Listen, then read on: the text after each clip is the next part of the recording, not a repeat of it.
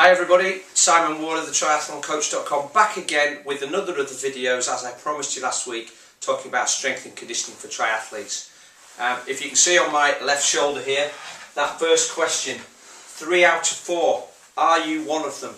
If you remember last week, I identified the fact that only about 25% of the triathletes are actually engaged in a regular, that's once or twice a week, the whole year round, a regular strength and conditioning program, which means the rest are doing little or nothing.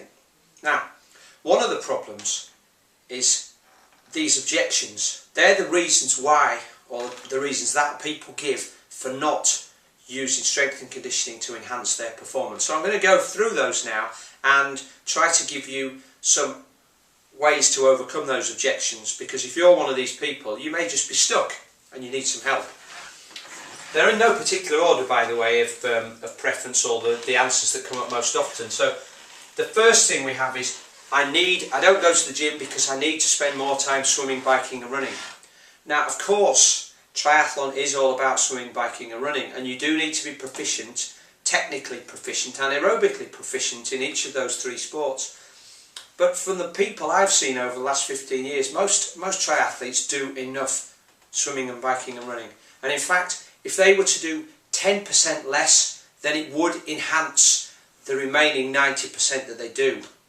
You've no fear about losing your fitness or about being a slower triathlete if you do a little less biking, running and time in the pool. But what you have to fear is the fact that you'll get injured. And if you remember last week, I think we looked at the fact that consistency is the most important item in order for you to improve next year. So you can afford to have a little less time there and a bit more time in the gym.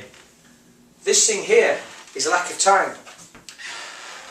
I think the problem here is that a lot of people assume that in order to go to the gym you need to spend an hour or two there. A lot of the programs that you see in the magazines, and probably a lot of the bravado that's talked around, particularly between guys that go to the gym, and 2-hour sessions that they do, there's absolutely no need for that. And in fact, if you did a time and motion study on the guys that spend 2 hours at the gym, you'd probably find they actually only do 30 or 40 minutes of real working out.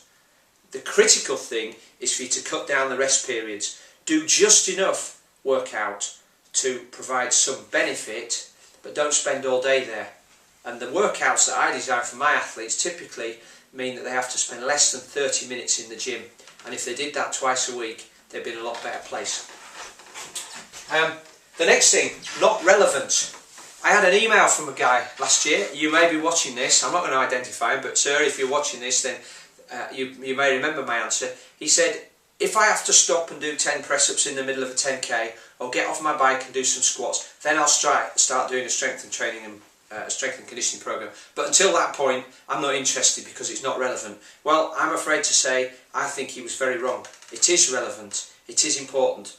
Just about all of the world's top athletes in any sport have some sort of strength and conditioning. And it's not about bench pressing or about squatting lots. It's about doing them exercises that promote stability around the shoulders, that improve the strength of your core, or activate your glutes so that they work more efficiently. It's doing the balancing exercises that help you to run more effectively. So strength and conditioning is far more than just lifting heavy weights and looking good on the beach. Unsure about technique? I thoroughly understand this one. There are a lot of people that I see in the gym that are working out but are probably doing themselves more harm than good because they can't or they don't know how to perform the exercises with the correct technique. So yes, that is something you should be concerned about, but to be quite honest, if you look at some of our videos, we always emphasise technique, and if you want to go a bit further than that, there are lots of places where you can hire a personal trainer who can take you through the basic exercise and show you how to perform them effectively. Lack of knowledge. This isn't necessarily about the technique, moreover, what exercises should I be doing in the gym? I mentioned a couple of things just a moment ago with regards to joint stability and core strength. I will be talking about the type of things that you can introduce and use throughout the year in the next video, so I won't cover that one in too much detail now. And probably this final one is about fear. If you've never been to the gym before, then it can be quite a scary place to go. A lot of the gyms still sort of spit and sawdust places where you do have some hulking great bodybuilders there throwing weights around, and they think they own the place, and they you know, it's their little club, so you may feel a little unwelcome. You may think that you'll look out of place, or you don't know what you're doing, and so you really don't want to get started. And there is one more thing that endurance athletes fear, is that they're going to grow big muscles by lifting weights. That's definitely not the case. I can tell you that Chrissy Wellington, Alistair Brownlee, Johnny Brownlee, Pete Jacobs, Leander Cave all have strength and conditioning programs, and I don't see them having gained a great deal of weight over the last few years from doing that. So don't worry about that. It's about the type of training you choose. So I've overcome your objections, hopefully. Perhaps you'll see a way to get into the gym now. If you don't want to be one of the 75% that's disadvantaging themselves, then please do think about a strength and conditioning program, and come back next week where I'll be showing you exactly what you should be including in your regular workouts. Bye for now.